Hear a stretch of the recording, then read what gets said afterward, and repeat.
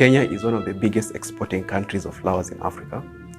As of 2019, an estimate of 180,000 tons were exported from Kenya, and this roughly translates to an average of 7 million stems a day.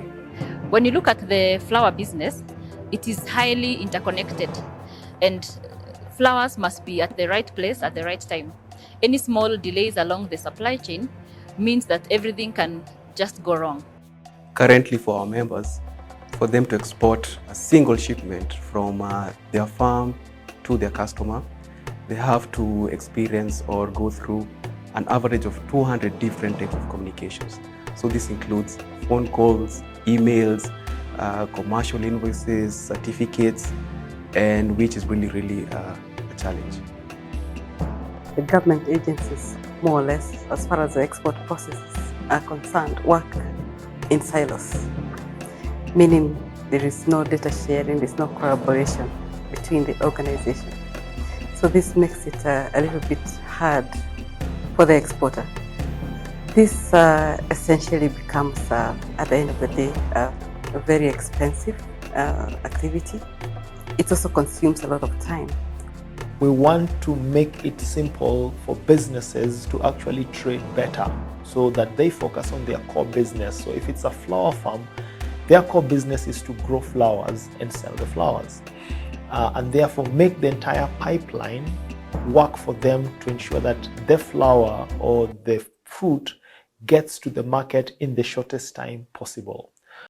TLIP stands for the Trade Logistics Information Pipeline. This is our concept that we've worked together with stakeholders in the region. So this would be private sector stakeholders and government stakeholders to come up with a framework that will enable ease of trading in certain commodities, mainly commodities we do export, but also commodities we do import as well. The ability to create what we are calling coordinated frameworks of operations between everyone on the supply chain, and particularly the government agencies. We are still doing paper documents as opposed to e-documents, and the initiative by TLIP to ensure that we simplify the business and reduce the paperwork in the supply chain is very important. So if you're sending anything from Kenya to maybe the Netherlands, right now we have to share those documents manually or through the plane. And most of the time those documents get lost on the way, and then the cargo gets stuck there. A lot of frustrations with the agencies. But now with this kind of initiative, all that will be visible both on this side and on the other side as well. And across the chain here, and across the chain across the board. In our industry as a carrier, every minute counts. 10 to 20 minutes is something significant if you compile it in something to do like a year. If the process is well implemented and we save on those bits of 30 minutes, in a year you'll see our cost of running business is very fair.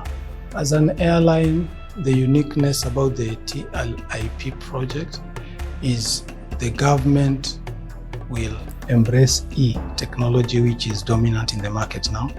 It's good also for archives. As it's a virtual space, you don't have to keep a whole room of documents. The technology we use, blockchain technology, for me, it's about bringing trust to all these actors so they trust when they exchange their data. The cross-border trade costs has enormous effect on the cost of goods.